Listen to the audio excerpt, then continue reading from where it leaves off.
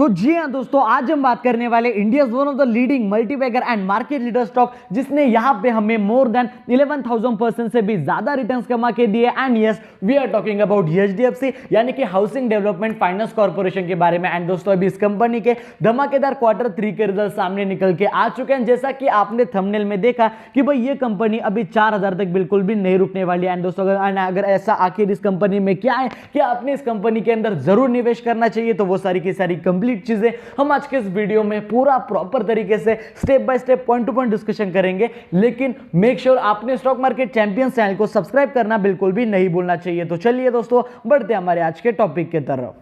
तो सबसे पहले अभी अगर देखा जाए इस कंपनी के सीएमपी यानी कि कंपनी के करंट मार्केट प्राइस के बारे में, जो है रफली 2,617 रुपीज के करीब। एंड दोस्तों, देखा जाए आज के दिन हमें इस कंपनी में मोर देन 2.01% से भी ज्यादा अपवर्ड मूवमेंट देखने को मिली। अभी अगर देखा जाए मार्केट में ही काफी ज्यादा बुल रन था, लेकिन ये कंपनी अपने सेगमेंट में वन ऑफ द लीडिंग है। तो अगर देखा जाए इस कंपनी के मार्केट कैप के बारे में भी अगर आप डिस्कशन करोगे तो 4,70,000 करोड़ से बड़ा इस कंपनी का मार्केट कैप है। लेकिन उसके बावजूद भी अगर आप देखोगे इस कंपनी के पिछले एक साल के रिटर्न्स के बारे में, तो दोस्तों उस कंपनी ने यहां पे हमें कुछ भी रिटर्न्स कमा के नहीं दिए। एंड दोस्तों, ट्रस्ट में इसका मतलब ये नहीं कि कंपनी अच्छी नहीं है। ये कंपनी अपने हाउसिंग डेवलपमेंट फाइनेंस सेक्टर में नंबर 1 है। एंड इसके ऊपर कोई भी कंपनी नहीं है अपने सेगमेंट में। एंड ये कंपनी निफ्टी 50 के अंदर भी अपना काफी अच्छा खासा वेटेज रखती है। एंड अगर इतनी बड़ी कंपनी, इतनी ज्यादा फंडामेंटली स्ट्रॉन्ग कंपनी, लेकिन उसने परफॉर्मेंस इतना ज्यादा बढ़िया नहीं दिया, तो इसका मतलब ये नहीं कि वो कंपनी अच्छी नहीं। एंड ट्रस्ट में, अगर आपने इस कंपनी के अंदर अभी सीएमपी यानी कि करंट मार्केट प्राइस पे भी अगर निवेश किया, तो ये कंपनी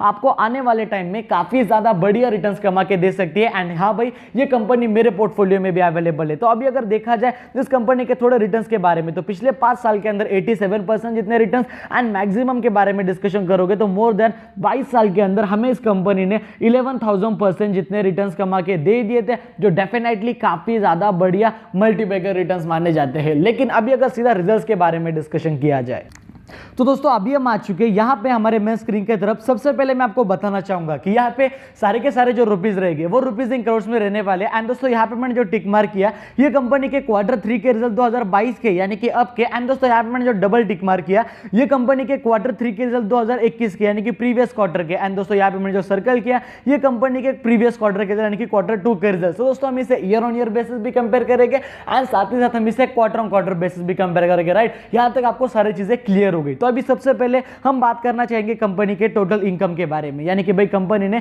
टोटल इनकम कितना कमाया, आखिर कंपनी ने पैसे कमाए कितने। तो जैसा कि आप देख ही सकते हो कि कंपनी का जो टोटल इनकम था वो था दोस्तों पिछले साल, एक बार मैं यहाँ पे आपको एक बार करके दिखाऊंगा। तो यस, तो पिछले साल जो दोस्तों कंपनी का टोटल इनकम था वो था रफली 39,000 रुपीज इन करोड़। एंड वही अभी जो कंपनी का टोटल इनकम है वो रफली यहाँ पे हमें 31,300 करोड़ तक जाते हुए देखने को मिला। यानी कि जो ओवरऑल कंपनी का टोटल इनकम है उसमें यहाँ पे हमें गिरावट देखने को मिली। लेकिन आप कहोगे सर आपने तो बड़ा कहा था थंबनेल में एंड वीडियो के शुरुआत में कि कंपनी के रिजल्ट आपके लिए धमाकेदार रहेंगे, लेकिन कंपनी का जो टोटल इनकम है वो तो गिर चुका है। तो उसके गिरावट के पीछे भी मैं आपको एक रीजन बताना चाहूंगा। तो यहाँ पे अगर आप देखो, जो इस कंपनी ने पैसे इन्वेस्ट किए थे, यानी कि जो बेसिकली कंपनी को पैसे आते थे, आपने जो कंपनी ने जो पैसे इन्वेस्ट किए थे कहां पे, इंश्योरेंस के अंदर, इंश्योरेंस बिजनेस के अंदर। जो कंपनी का इंश्योरेंस बिजनेस है, तो पिछले साल जो कंपनी का रेवेन्यू आया था इंश्योरेंस बिजनेस से वो कितना था, रफली 10,000 करोड़। एंड वही अभी जो कंपनी का बिजनेस, जो इंश्योरेंस बिजनेस है, उसमें यहाँ पे 300 करोड़ का लॉस देखने को मिला। एंड आप सब जानते ही होंगे कि जो इंश्योरेंस कंपनीज है,